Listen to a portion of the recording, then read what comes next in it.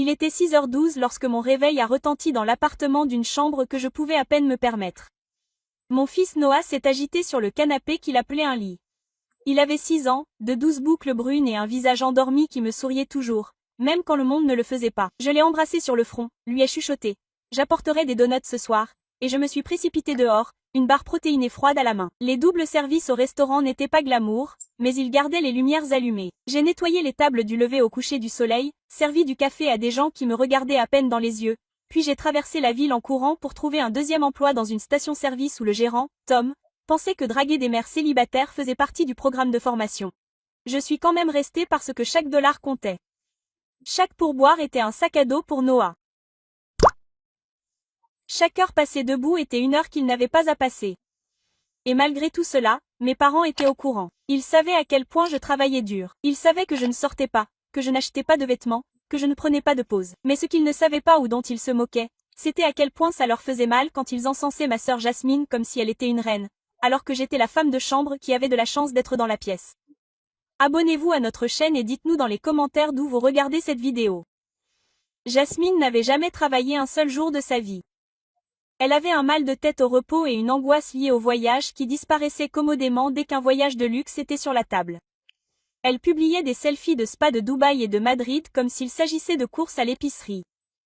Mes parents applaudissaient chaque publication, chaque fausse entreprise qu'elle prétendait lancer, chaque mensonge enveloppé d'un nœud de filtres et de hashtags. Regarde ta sœur, disait ma mère, vivre la vie que tu aurais pu avoir si tu n'avais pas été aussi dramatique. Dramatique, il m'appelait ainsi en disant que je ne pouvais payer la garderie. Dramatique, c'était refuser de réemménager dans leur maison alors qu'ils lui proposaient le sous-sol avec de la moisissure et aucune intimité. Dramatique, c'était ne pas céder mes économies pour financer les projets créatifs de Jasmine comme si j'étais un donateur de fonds fiduciaires. Un mardi, après avoir travaillé 36 heures et 3 jours, je suis rentrée chez moi et j'ai trouvé ma place de parking vide.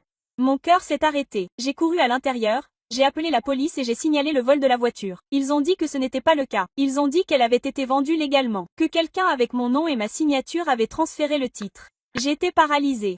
J'ai appelé mes parents. Mon père a répondu. Oh, qu'il fallait qu'on aide Jasmine à réserver son voyage en Espagne. Elle est stressée ces derniers temps. J'ai eu le souffle coupé. Tu as vendu ma voiture? Tu l'as à peine utilisée. Tu marches toujours de toute façon. Ma mère est intervenue en arrière-plan. Tu devrais être reconnaissante qu'on t'ait laissé garder l'appartement. Honnêtement, tu devrais dire merci. Puis le texto de ma mère est arrivé. Pas d'émoji, pas d'excuses. Sois reconnaissante qu'on t'ait laissé marcher. J'ai regardé le message pendant 5 bonnes minutes. Mes jambes étaient encore douloureuses d'être restée debout toute la journée. Et maintenant, j'étais censée être reconnaissante d'avoir la chance de marcher 12 pâtés de maison pour rentrer chez moi sous la pluie. J'avais envie de crier, mais Noah dormait et je devais me taire. Je devais rester immobile. Mais quelque chose s'est brisé en moi cette nuit-là. Et quand j'ai regardé à nouveau la place de parking vide, tout ce que j'ai vu, c'était une possibilité. Ils pensaient que j'allais supplier. Ils ne savaient pas qu'ils venaient de craquer. Je n'ai pas répondu à leurs textos, non pas parce que je n'avais pas de mots, mais parce que j'en avais trop, et aucun d'entre eux n'aurait atterri comme je le souhaitais. Au lieu de cela, j'ai pris une profonde inspiration et j'ai regardé Noah dormir paisiblement sur le canapé. Il méritait mieux qu'une mère en train de tourner en rond. Alors, je me suis dirigée vers ma commode. J'ai sorti la seule chose qui me donnait encore de la clarté, mon petit carnet étiqueté un jour. Il n'était pas rempli de projets de vengeance. Il était rempli de chiffres, de calculs, de demandes d'emploi que je n'avais jamais eu le temps de terminer, de compétences que je voulais apprendre, de programmes communautaires, de notes sur les alternatives de garde d'enfants, de dates limites pour les bourses. J'avais écrit tous les chemins possibles pour sortir de l'enfer. Et maintenant, j'allais en choisir un et le suivre. J'ai commencé petit à petit. J'ai appelé l'école de commerce locale le lendemain matin. Ils avaient un programme de certification en réparation d'appareils électroménagers le week-end. Durée de 3 mois, horaire flexible, forte demande dans la région. Je me suis inscrit. En même temps, j'allais au travail plus tôt et restais plus tard. J'ai commencé à promener les chiens pendant mes pauses, à faire du babysitting pendant les quarts de nuit. J'ai tout fait, sauf vendre mon sang, bien que l'idée m'ait traversé l'esprit. Ce que mes parents n'ont jamais compris, c'est que si Jasmine dépendait d'eux, j'avais déjà survécu sans eux pendant des années. Maintenant, il me fallait juste passer au niveau supérieur en silence. 3 semaines plus tard, on a frappé à ma porte. C'était mon propriétaire. Ton loyer est en retard, a-t-il dit catégoriquement. Il me faut juste 3 jours de plus. Non, non, m'a-t-il coupé. C'est bon, quelqu'un l'a déjà payé.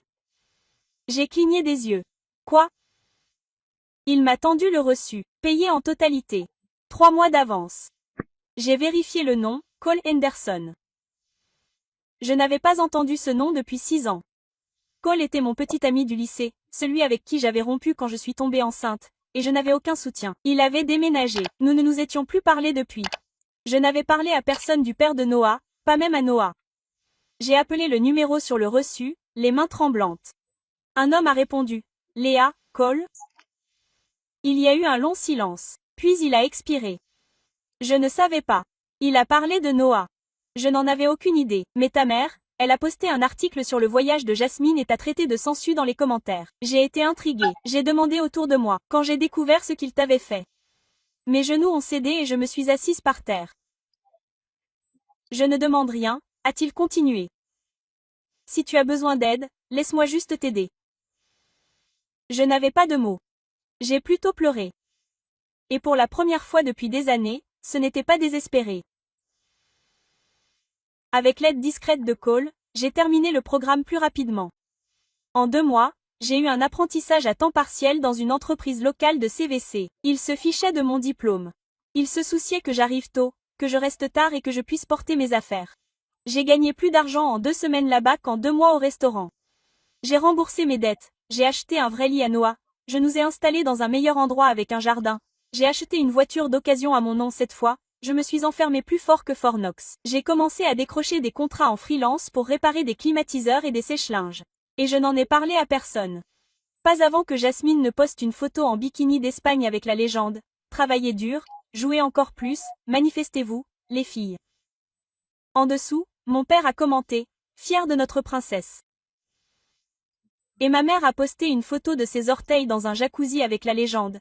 Certaines personnes marchent, d'autres sont transportées en première classe par des filles reconnaissantes. J'aurais pu l'ignorer, mais je ne l'ai pas fait. Pas cette fois, je leur ai envoyé quelque chose par la poste. Rien de spécial, pas de lettre d'avocat, pas de menace, juste une photo de Noah debout à côté de notre nouvelle voiture, souriant, tenant une clé à molette, vêtu d'une minuscule combinaison de réparateur, et un mot. Il n'a pas besoin de la première classe. Il construit sa propre piste d'atterrissage. Je savais ce qui allait arriver. Les appels, la rage, la culpabilité. Mais je n'avais pas peur parce que j'avais encore une dernière chose à leur montrer, et ça les ferait ramper. Les messages vocaux arrivaient par vagues. D'abord de maman. Tu trouves que ce petit coup photo était mignon? Personne n'est impressionné, Léa. Tu n'es toujours rien sans nous. Puis papa, tu as de la chance qu'on ne t'ait pas jeté dehors, toi et ton gamin, il y a des années. Les enfants ingrats ne vont pas loin. Et enfin, Jasmine ricanant en arrière-plan d'un appel de groupe ivre. Oh, tu lui as acheté un costume? Fais-moi savoir quand il construira un moteur à réaction. Super maman. Je n'ai pas répondu. Je n'en avais pas besoin parce que quelque chose de mieux était déjà en préparation. Le nouveau propriétaire de leur immeuble, un jeune couple que j'avais rencontré grâce à l'un de mes contrats de réparation d'appareils électroménagers, venait de m'engager pour rénover tous leurs appartements. J'ai obtenu le poste grâce à mon éthique de travail. Mais lorsqu'ils ont découvert mon nom de famille, la femme a plissé les yeux. Attendez, vos parents sont Steven Marlin? Elle a dit, j'ai hésité. Ce sont des locataires problématiques, a-t-elle marmonné, en retard sur les réparations, exigeant toujours des prolongations de loyer, vraiment tout permis. Je n'ai rien dit. J'ai juste réparé leur lave-vaisselle, puis le chauffage, puis la climatisation en panne, tout en gardant le silence. Jusqu'au jour où la femme est entrée en plein milieu des réparations et m'a chuchoté. Vous savez, ils ont dit du mal de vous lors de notre dernière réunion de locataires, vous ont traité de mère célibataire chercheuse d'or qui n'a jamais rien fait.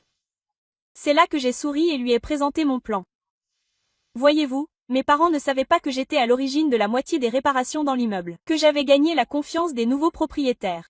Que j'avais désormais accès au registre de travail de leurs appartements, aux plaintes et, plus importante encore, aux photos de ce qu'ils avaient négligé, à savoir la moisissure, la pourriture et les constructions non autorisées. J'ai présenté tout cela calmement et professionnellement, dans un dossier intitulé Rapport de risque de l'unité 3B. Et comme ça, ils ont reçu un avis officiel de 30 jours pour non-conformité et hostilité des locataires. Ils se sont présentés à ma porte une semaine plus tard, furieux. C'est toi qui as fait ça, a sifflé ma mère. Tu penses que tu es meilleur que nous parce que tu as réparé quelques tuyaux? Non, ai-je dit. Je suis meilleur parce que j'ai construit mon propre sol pendant que tu étais trop occupé à vénérer les tampons du passeport de ta fille. Papa s'est avancé. Nous t'avons élevé. Non, ai-je corrigé. Tu as élevé Jasmine. Tu m'as utilisé. Maman a croisé les bras. Ce n'est pas fini. Mais c'était pour eux. Parce que ce qu'ils ne savaient pas, c'est que j'avais acheté l'appartement d'à côté. Et quand je les ai raccompagnés le 29e jour, Jasmine roulait ses bagages en pleurant dans son téléphone cassé. Je me suis retrouvée dans le couloir, les nouvelles clés à la main, et j'ai dit, sois reconnaissante que je te laisse marcher. Ils se sont figés. Maman a cligné des yeux. Quoi? Je me suis lentement tournée vers les clés que j'avais en main. Tu as dit que je devrais être reconnaissante que tu me laisses marcher quand tu as vendu ma voiture. Ai-je dit. C'est drôle comme la vie fonctionne. La voix de Jasmine s'est brisée. Où sommes-nous censés aller? Je ne sais pas. Ai-je dit. En Espagne. L'ascenseur a sonné, les portes se sont ouvertes. Et mes parents, autrefois les dirigeants fiers et suffisants de ma vie, sont entrés, la tête basse et dans un silence épais. Je suis restée immobile jusqu'à ce que les portes se referment. Puis je suis retournée à ma nouvelle maison où Noah m'attendait, un dessin dans les mains. C'était moi lui tenant la main devant notre appartement. Au-dessus de nous, il avait écrit au crayon. Ma mère et moi, nous marchions ensemble. Plus besoin de supplier, plus de ramper. Nous courions désormais sur une route qu'il ne rattraperait jamais. Abonnez-vous à notre chaîne et dites-nous en commentaire d'où vous regardez cette vidéo.